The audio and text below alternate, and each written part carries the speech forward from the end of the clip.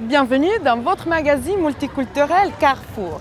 Après une première émission sur la prévention, dans ce nouveau numéro, nous allons vous présenter les avantages d'une vie sans tabac ainsi que les méthodes pour arrêter de fumer. Le tabagisme tue plus de 5 millions de personnes chaque année dans le monde. Cependant, en 10 ans, le nombre de consommateurs en Suisse a diminué de 6% et 48% des fumeurs déclarent vouloir arrêter de fumer. La cigarette entraîne une dépendance dont il peut être difficile de se débarrasser tout seul. Elle n'existe pas de technique miracle. Toutefois, il est possible de se libérer définitivement. Dans ce reportage, nous vous présenterons quelques aides pour arrêter de fumer, ainsi que les avantages d'une vie sans tabac, tels qu'être en meilleure santé, retrouver le sens du goût ou avoir plus d'argent pour ses loisirs. Arrêter de fumer, mission possible, regardez avec nous.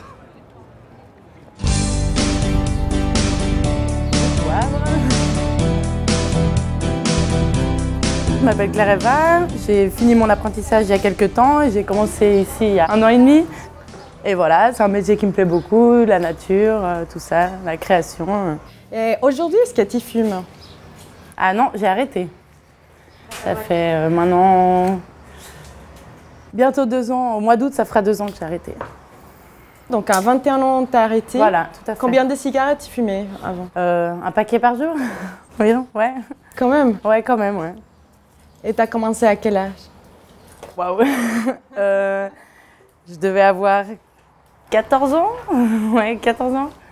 Pour faire comme tout le monde, on fume encore, on fume, puis pour finir, on tombe accro et puis dépendant, puis voilà. Et qu'est-ce qui t'a motivé d'arrêter de fumer?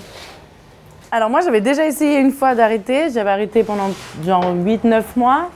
Après, je suis retombée dedans bêtement. Et après, c'est du jour au lendemain, ma sœur qui devait arrêter de fumer à la base et qui a repris. Mais je sais pas, du jour au lendemain, en fait, j'étais en vacances à Madagascar. J'ai pris l'avion, j'ai dit voilà, c'est ma dernière cigarette et c'était ma dernière cigarette. Ça vous fait envie des fois de prendre une cigarette? Non, pas du tout. Alors vraiment, puis rien que l'odeur, franchement, ça me dégoûte vraiment. L'odeur, je me dis mais comment j'ai pu fumer ça plutôt? Non, pas du tout. J'ai vraiment pas ce... Puis on me dit ouais, mais ça peut venir. Des fois, il y a des gens 5 ans après, ils ont encore envie, mais non. Est-ce que ta qualité de vie a changé depuis que tu as arrêté de fumer? Tu te sens mieux dans ta santé, dans... Surtout au niveau sport, en fait. J'ai repris le sport il n'y a pas longtemps et je me rends compte que avant j'avais tout de suite des points. À peine je commençais un peu à faire du sport, j'avais un point, j'arrivais plus à respirer. Et là, c'est vrai que beaucoup moins. Enfin, je fais 1 heure de sport intensif et j'ai même pas un point ou comme ça. Enfin, je ressens vis-à-vis de ça, en fait, le changement après. Et au niveau budgétaire? Ah, au niveau budget, alors franchement, c'est... je conseille aux gens que c'est surtout le budget qui les motive, à la limite, faire une cagnotte où chaque jour, voilà, si c'est comme moi, vous fumiez un paquet par jour, mettre, voilà, 7 francs 60, le prix que ça coûte, je crois, maintenant aujourd'hui, 7 francs 40, dans une cagnotte, et puis comme ça, vous voyez chaque jour ce que vous gagnez, parce que c'est vrai que moi, en faisant le calcul, après, je trouve que c'est énorme, quoi. Et pour finir, un conseil pour ceux qui souhaitent arrêter de fumer? Il faut être soi-même décidé, se dire, voilà, j'en veux plus, je m'arrête, et je sais pas, moi j'ai essayé de remplacer mes habitudes, genre voilà, si je partais prendre le bus, avant je partais 5 minutes avant, là je partais un petit peu plus juste en me disant bon, j'aurais pas le temps de fumer, et c'est des petits trucs un peu comme ça, puis au fur et à mesure, on s'y habitue, puis c'est comme ça, parce que finalement on s'aperçoit que c'est même plus par plaisir qu'on fume, c'est par habitude en fait, c'est ça, je trouve que je me suis rendu compte que c'était plus à chaque fois que je m'allumais une cigarette, oh, j'ai envie d'une cigarette, ça me fait du bien, c'était vraiment... Franchement, je vais plutôt conseiller les gens d'arrêter plutôt qu'autre chose. Hein. Et bonjour monsieur, est-ce que vous fumez des cigarettes? J'étais un grand fumeur, j'ai quitté il y a 3 mois. Vous fumez depuis combien de temps? 50. 50 ans? 50, oui, 50 ans, oui. Est-ce que vous avez déjà des dégâts pour la santé? Oui, j'ai des problèmes avec mes poumons. Vos poumons? Oui. Vous êtes allé au médecin, ils vous ont dit que vous avez des problèmes aux poumons? C'est ça que j'ai quitté de fumer. Et c'est difficile, c'est comment? Très difficile, très difficile. Pourquoi j'ai avec moi des cigarettes toujours. C'est psychologique. Je sais que c'est vraiment j'ai besoin de cigarettes, je sais que je l'ai. Alors j'ai dit non.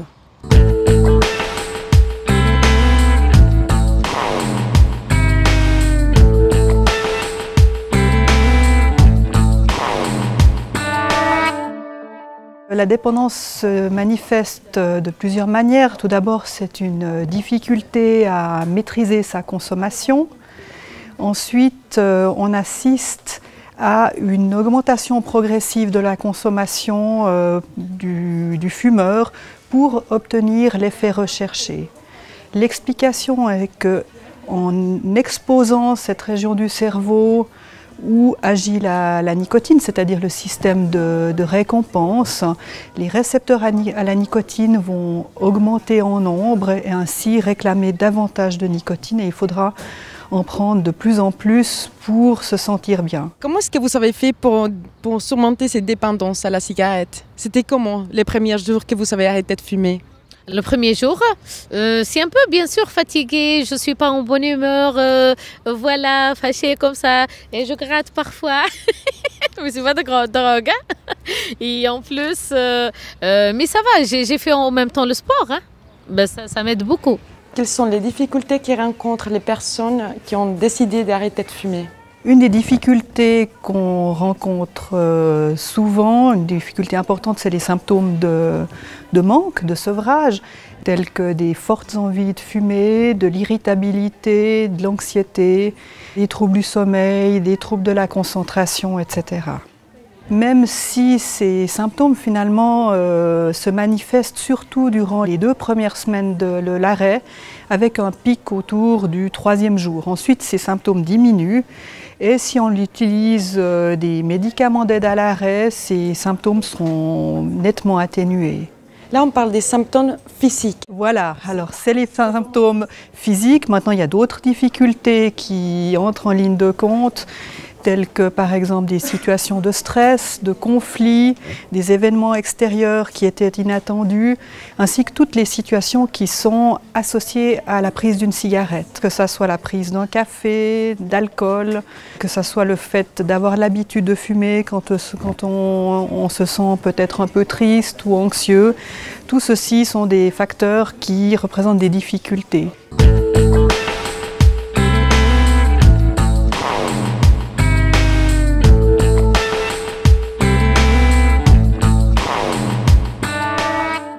Comptez-vous arrêter de fumer? J'aimerais bien arrêter de fumer. J'ai déjà essayé d'arrêter de fumer. J'ai tenu 3 semaines. Et j'aimerais bien arrêter de nouveau, mais c'est difficile. Qu'est-ce qui est difficile? Bah, disons qu'on est... je suis accro à la nicotine, quoi, c'est ça. C'est difficile c'est une dépendance, quoi. C'est difficile d'arrêter. Sans substitut, sans rien, c'est très difficile. Et que faire finalement pour sortir de la dépendance, donc arrêter de fumer? Qu'est-ce qu'on peut conseiller pour arrêter de fumer? Tout d'abord, il faut être motivé à arrêter, ça c'est important bien sûr. Et puis, ce que je pourrais recommander, c'est de se faire aider. On sait que l'aide d'un professionnel de la santé, que ce soit une aide individuelle ou une aide en groupe, va augmenter les chances de réussite. Et puis finalement, les médicaments d'aide à l'arrêt sont aussi efficaces et vont aussi augmenter les chances de parvenir à un arrêt à long terme. Alors comme traitement d'aide à l'arrêt du tabac, on dispose d'un certain choix. Alors tout d'abord, pour la substitution nicotinique, on peut utiliser soit les patchs, ou alors les chewing-gums. Il y a des pastilles à sucer, des pastilles à laisser fondre sous la langue ou l'inhalateur. On dispose du traitement de bupropion, c'est un traitement antidépresseur, ainsi que la varénicline, c'est le dernier qui est arrivé sur le marché. Tous ces traitements augmentent les chances de réussir son arrêt. Tous sont efficaces.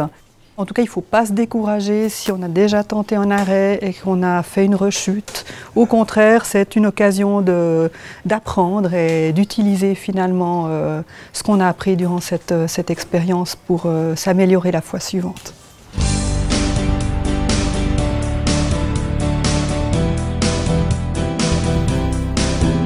Et aujourd'hui, vous vous sentez comment? Est-ce que votre qualité de vie a amélioré? Ah oui, je sentais des biens vraiment que d'abord côté financièrement, je sais pas, j'ai pas des choses qui me pressent pour payer. D'abord, c'est très important ça. Et en plus, au niveau de sport, au niveau de santé, je me sens bien. Très très bien, vraiment. Quels sont les bénéfices à court et à long terme et pour l'organisme, pour la santé, d'arrêter de fumer? Alors, les bénéfices sont multiples. Il y a des bénéfices à court terme, d'autres à plus long terme. À court terme, on sait déjà qu'au bout de 24 heures, on a une meilleure oxygénation du sang. Dans les premières semaines, on a ensuite une amélioration de la respiration. À une année, on a déjà une diminution du risque de faire un infarctus de moitié. Et puis ensuite, tous les risques, que ce soit les risques cardiovasculaires, que ce soit les risques de cancer, que ce soit les risques de développer des maladies pulmonaires chroniques obstructives, vont diminuer.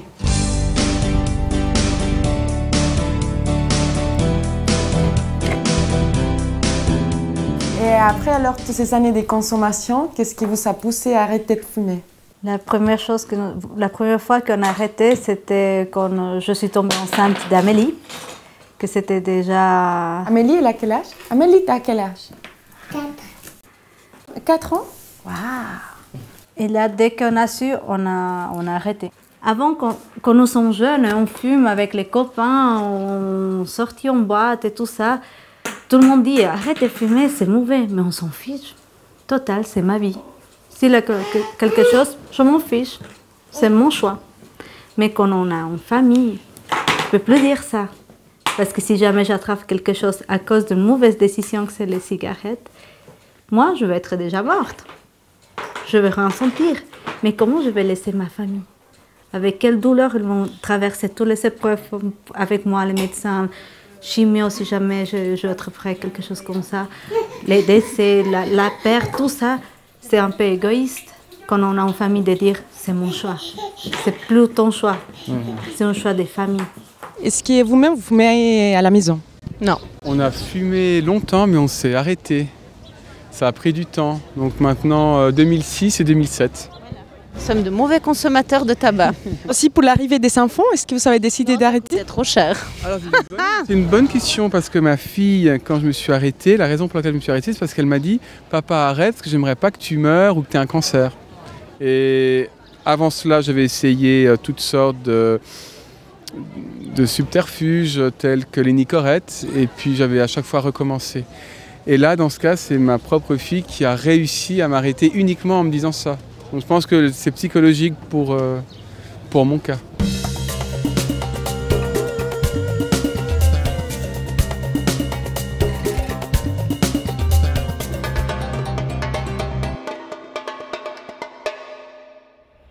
Il y a une méthode spécifique qui m'intéresse, c'est ces séances d'arrêt faites par des professionnels dont les cyprès dans les différents cantons y participent aussi. C'est vraiment l'accompagnement de la personne durant son processus d'arrêt.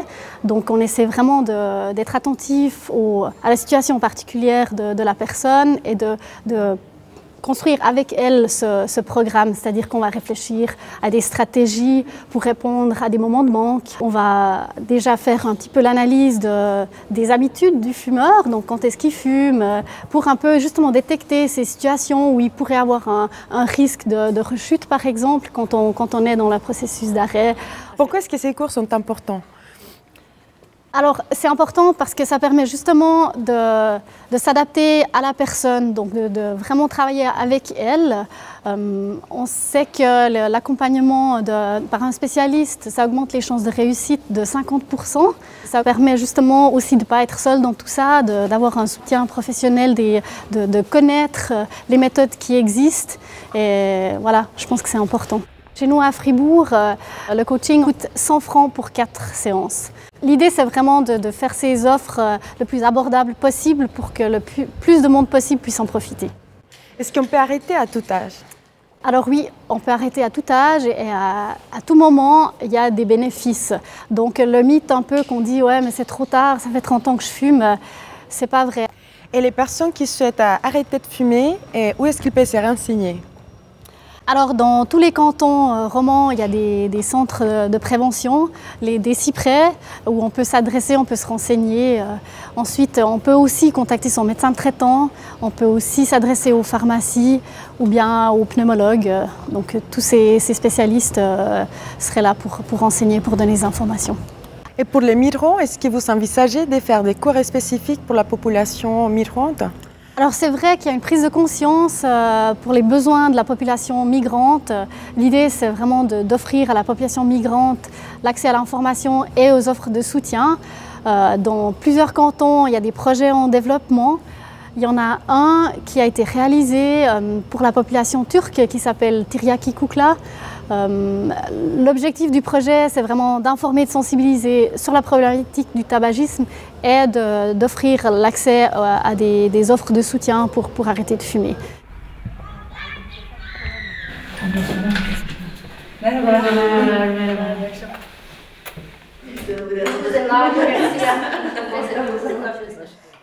Ve ruh halinde bir değişiklik olabiliyor. Mesela işte düşünün çok sevdiğiniz bir şey. Yıllardır beraber olmuşsunuz ve kaybediyorsunuz. Dieses Projekt wurde gemacht, weil man bei der Umfrage festgestellt hat, dass in der Schweiz sehr viele türkischsprachige Migrantinnen rauchen. Der Kurs findet jeweils Freitagabend statt, dauert 8 Male.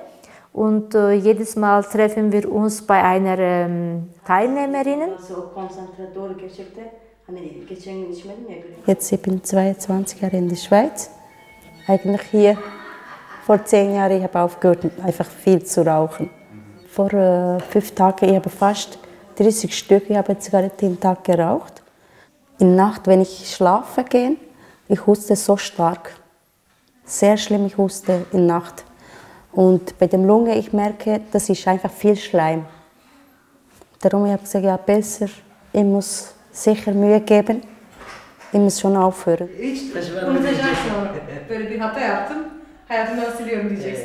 Und heute sogar hat meine Tochter mir gesagt, wenn Papa und du stirbst, was machen wir mit meinen Schwestern ganz allein in dieser Welt? Das macht mich so traurig, dann ich fühle mich schuldig. Einerseits das und andererseits in letzter Zeit von Krebs habe ich schon viele Fälle gehört, dass die Leute sterben, auch von meinen Verwandten. Dann habe ich gedacht, ich bin auch in dieser Risikogruppe und ich muss wenigstens Maßnahmen treffen, damit ich sehe, auch meine Kinder sind Erwachsene geworden und sie haben eine Familie, sie sind selbstständig. Ich muss für Kinder sicher ein gutes Modell sein und für andere junge Leute auch. Dedim o yanlış. Seninki doğru. Ben dedim o yanlış olabilir karşılığında. Ha doğru söz yazmıştım. Tamam oldu o zaman. Ha bir de bu Es ist sehr klar, erstens, dass wir sie informieren über die Schädlichkeit des Rauchens und sie motivieren aufzuhören. Dadurch können sie auch ihre Gesundheitskompetenz auch weiterentwickeln. Dann wissen sie, wie sie mit dem Rauchen umgehen und wie sie reduzieren können. Und zum Beispiel, dass sie mehr bewegen, dass sie mehr Gemüse und Früchte essen und dass sie vielleicht Sport treiben etc. Und das ist auch ein anderes Ziel von diesem Kurs. Am Anfang habe ich gedacht, ja, ich weiß auch, wie schädlich Rauchen für die Gesundheit ist. Aber so in einer Gruppe wieder diskutieren, Bilder schauen, Filme schauen, das gibt so ein anderes Gefühl. Bin ich mehr bewusst geworden. Il faut se rendre compte que le tabac tue plus que le sida, plus la drogue, les drogues illicites, les accidents de la circulation et les décès liés à l'alcool, tout cumulé. Donc le tabac est le champion, toute catégorie, pour tuer des personnes.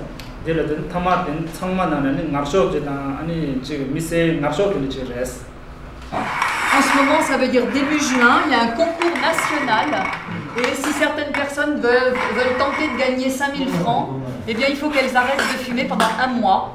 Alors peut-être ça mérite d'être lu et de tenter sa chance, en tout cas je vous le souhaite. Si vous voyez un petit Tibétain qui a une cigarette, vous dites « Ah, ça c'est interdit, hein? Madame Val ne veut pas ça. » Pourquoi l'importance de faire des cours spécifiquement pour la communauté migrante dans ces cas-là tibétaine? Ben, c'est la difficulté, ils n'ont pas les mêmes chances d'accéder à l'information que la population autochtone. Soit il peut y avoir une barrière linguistique, soit il peut y avoir des barrières culturelles. Quel est le bilan d'aujourd'hui? Alors je crois que ça a été très positif parce que le public était médusé et qu'ils ont fait appel à un interprète qui était excellent. Et donc moi, le contact que j'ai eu depuis novembre avec cette communauté, c'est excellent. C'est gratuit? Ils peuvent venir gratuitement, les personnes migrantes? Les personnes migrantes. Mais pour autant qu'ils adhèrent au processus, c'est-à-dire envoyer une personne multiplicatrice pour la première phase et ensuite trouver environ une vingtaine de personnes dans leur communauté pour suivre la formation que la personne multiplicatrice aura choisie. Ça fait 2 ans qu'il fume, mais aujourd'hui il a beaucoup appris et il veut s'arrêter quand même à fumer le plus vite possible, c'est ce qu'il souhaite. Ça fait pas longtemps qu'il fume, mais depuis qu'il est arrivé en Suisse, il a commencé à fumer avec ses amis parce qu'il attend dans son dossier ses papiers. Et c'est un peu le stress et puis un peu de solitude qu'il commence à fumer avec ses amis. Est-ce que vous êtes motivé d'arrêter de fumer? Il commence à réfléchir pour arrêter la fumée parce que dans sa famille, il n'y a personne qui fume ni boit d'alcool. Alors lui seul, il boit, c'est un mauvais exemple pour la famille. Alors il aimerait bien montrer le bon exemple pour la famille et pour ce faire, il va bientôt arrêter à fumer. Merci beaucoup. Bonne continuation.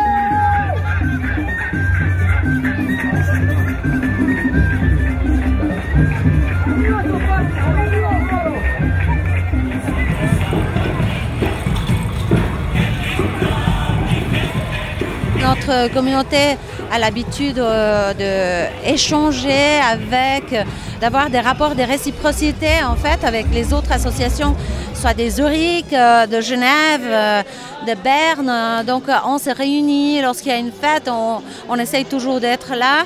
C'est un moment de partage justement entre familles et puis plusieurs générations. Ce qui fait la richesse, ce genre d'événements et ce genre de manifestations, c'est que nous pouvons partager avec les parents, les enfants, toutes les générations confondues, en moment des sentiments boliviens, mais aussi latino-américains, mais aussi de notre sentiment d'être ici en Suisse, parce que c'est aussi un échange avec la culture suisse.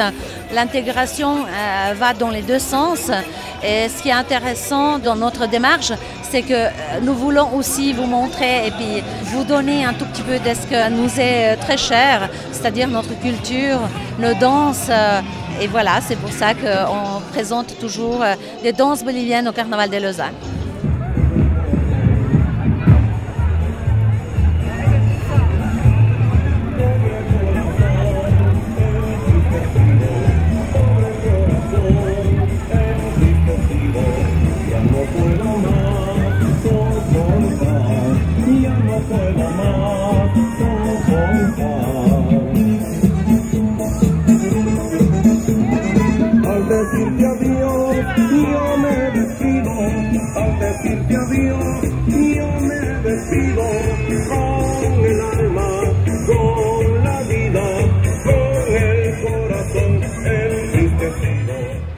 Vivre sans fumer, c'est vivre mieux et plus longtemps. Il existe différentes méthodes pour arrêter de fumer. N'hésitez pas à franchir les pas et demander de l'aide. Pour trouver plus d'informations sur les thèmes d'aujourd'hui ou pour revoir nos émissions, rendez-vous sur notre site internet www.carrefourtv.ch. Comme toujours, un grand merci pour votre fidélité. On se retrouve le mois prochain sur votre télévision locale. À la prochaine et à la vista!